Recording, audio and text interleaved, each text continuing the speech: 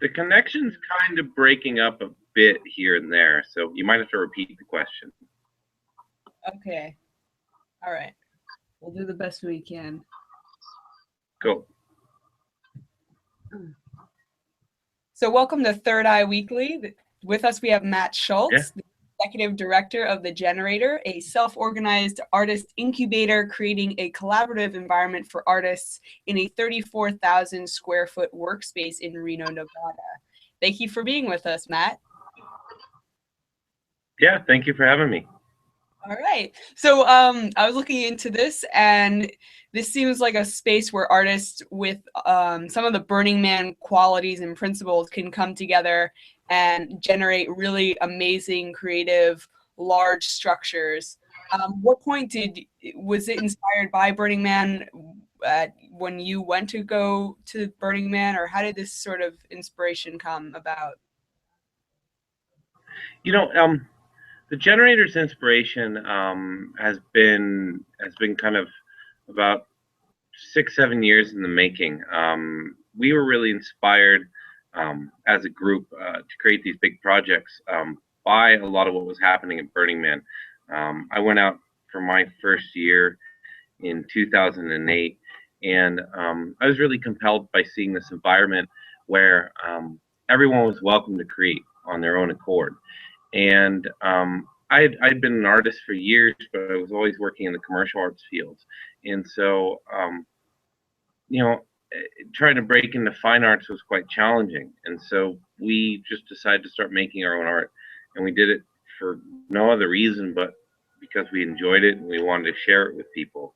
And so that idea simply grew. As we built larger projects, we started to facilitate a need for bigger and bigger spaces. And our success kind of begot a donor for us and started us on this mission to support everyone in creating and making art or inventions or ideas of really any scale, any breadth, any depth, any origin. And so that's kind of how it started. It's basically a big giant warehouse that's free for everyone to come use. That's meant to be a place that has all the resources you could ever need to build whatever you want. So, what are some of the differences between being a member versus being a resident? So we have a couple different kind of memberships. Effectively, everyone's a member. You just come in the door and you sign a waiver, and you're a member. And so members can come in and use all the resources, all the tools, make whatever they want. And then residents are kind of the backbone. A resident artist at the Generator is someone who has their own personal space. It's usually, about 16 square feet. It's not big, but they have a space to do art on a permanent basis without the need to, always pick up after they're done. And residents, we expect to be prolific. We want a resident to be working on their art at least twice a week, and they need to give back to the Generator in some way. This entire space is run through donations, and as such, we ask that people, everyone involved, spend some time to give back. And the resident artists are required to give a little bit more back. They're required to find ways to reach out to the community, to find donations, to actively engage in mentorship, to help with basic cleaning, or teaching people how to use tools. And so it just kind of creates this nice ecosystem where our staff is here to keep this foundation running. We give it a direction to grow in, and ensure that the resources functionally work, so that when people come in here, they have the freedom to build and create and interact with the Generator how they please. So for you, do you have a history of building really large installations and sculptures for Burning? Is that right? Yeah, we Sorry, was the incubator a place we've built. that too? What was that again? Was the Generator a place where you could build those structures? The Generator's a place where you can build anything. And that's something that's really quite incredible. Between all these big giant Burning Man structures, we have a lot of very interesting real world projects. You know, furniture makers and decorators, costumers. We have a number of people building armor in the space. But the most compelling stuff that tends to come out of the generator are the 30 or so big projects that go to Burning Man. Um, I'm responsible for kind of leading um, the build for Embrace, and then the Pier in 2011, and then Pier 2, which was at a full-scale Spanish galleon shipwreck, crashed into it in 2012. And we built the ship in a precursor space to the generator, and then Embrace was built here. And we could have never engaged in creating a piece on the scale of Embrace without a space like this. And I think that's where these kind of spaces are really important, um, especially if we want to try to kind of push forward with something new in America and new in the world.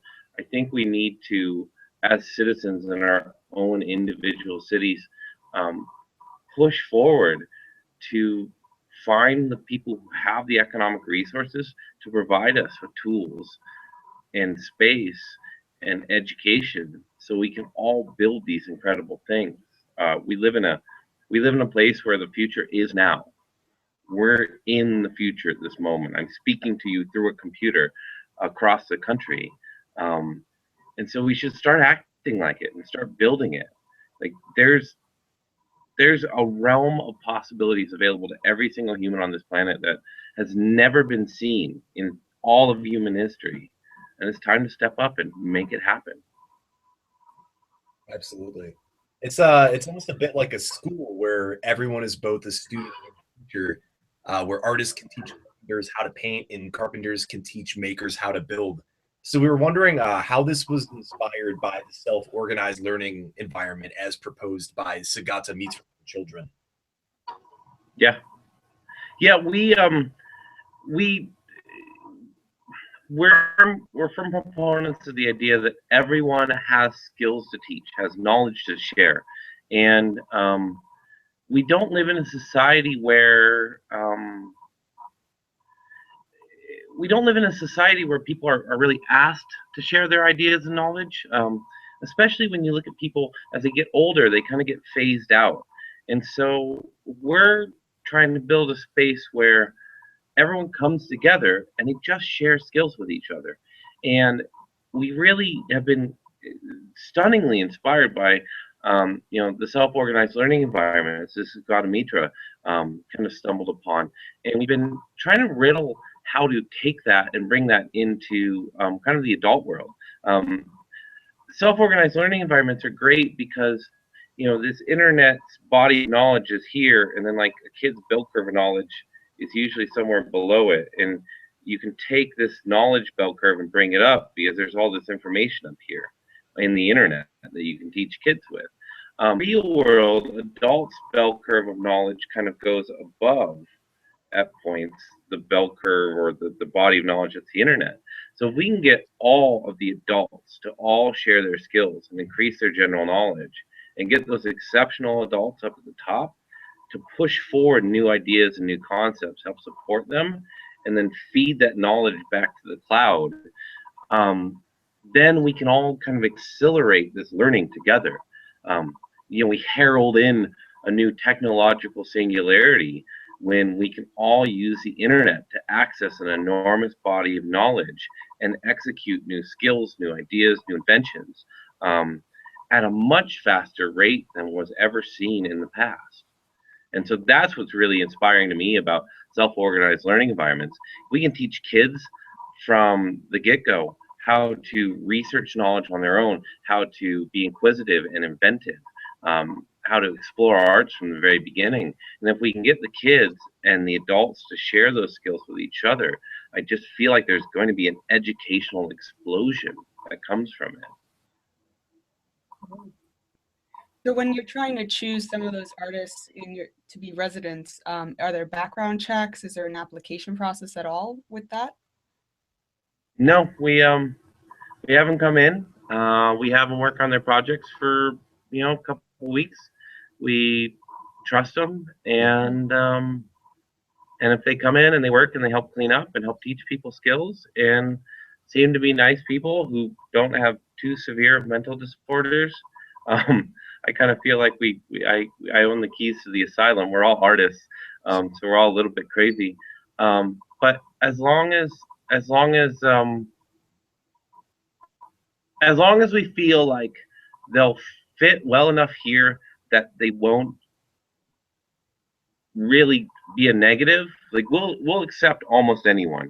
And it's really important that we have a broad range of people in here, even people that probably drive me or the other artists crazy, because residency and the people that populate the space are really, it's more important that they make stuff and bring new ideas to the table, than they get along perfectly fine with everyone and fit in with our social group. Um, and that's actually, I mean, that's a really important thing I think with all these spaces is there's a tendency for collective spaces to kind of reflect the the the, the niche audience, that the founders reflect, and we've definitely struggled with that at times, being having our roots in Burning Man and then trying to bring that back in the real world. We've had to be very conscious about reaching out to seniors and children's groups, and some underserved populaces. And what we found is we've had really a lot of success in, taking this social and cultural experiment and ensuring it's accessible to a wide range of people. And to be completely apolitical, the maker movement is really like a white middle class thing, and I think that kind of sucks. Like the maker movement brings tools and resources to a huge number of people, and the groups that would be served best from it are inner city groups, rural groups, urban groups, not rural groups.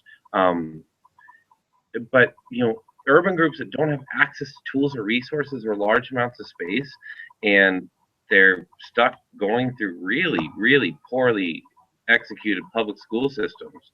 Like those are the groups we want to reach.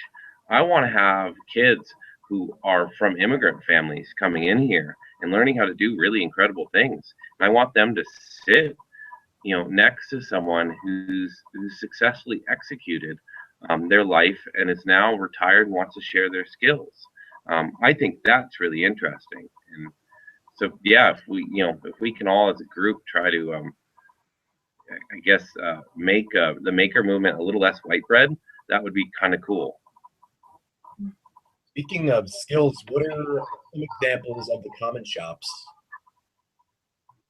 We have 4,000 square foot wood shop, 3,000 square foot metal shop, our tech lab, which I'm sitting in right now, sewing rooms across the hall, gallery downstairs, ceramics lab, 5-axis CNC, laser cutter, and then we have some common spaces.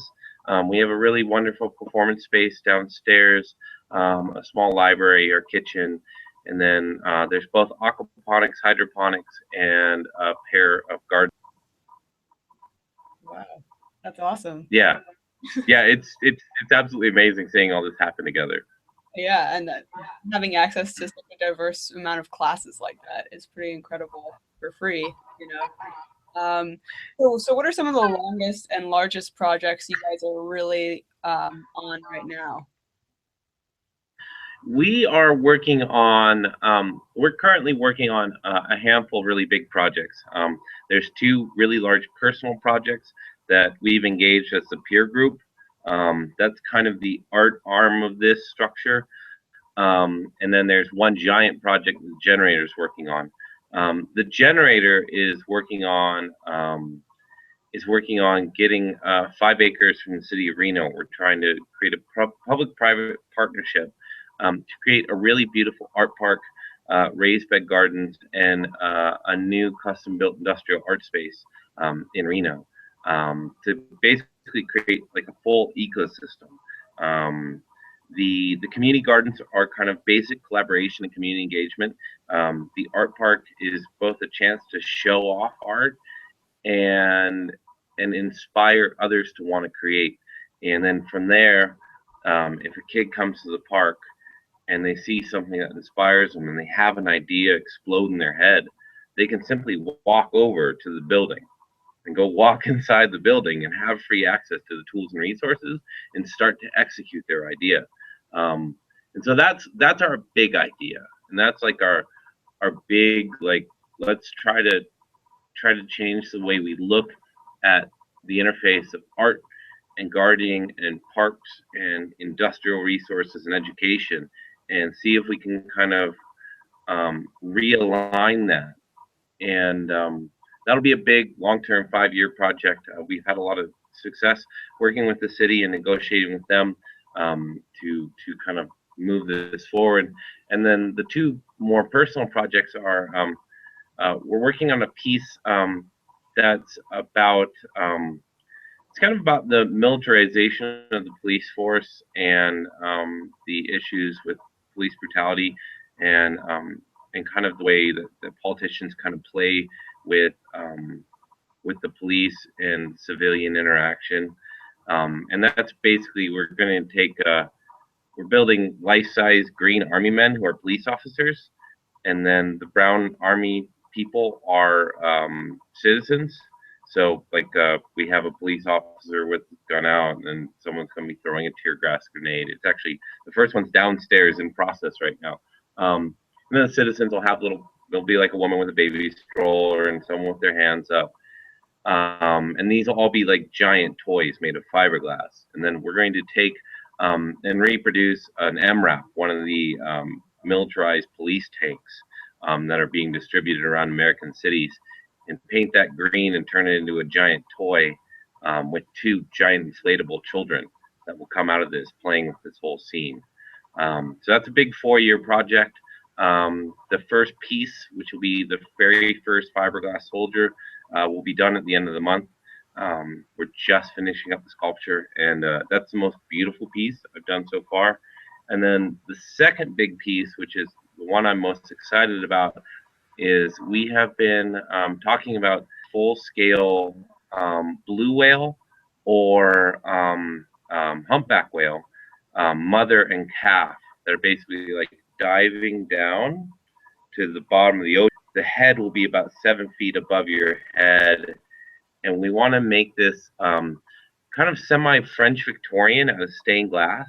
So from a distance, it's this beautiful mother and calf whale diving through the air with these beautiful stained glass bubbles and really, really, really kind of intimate lighting.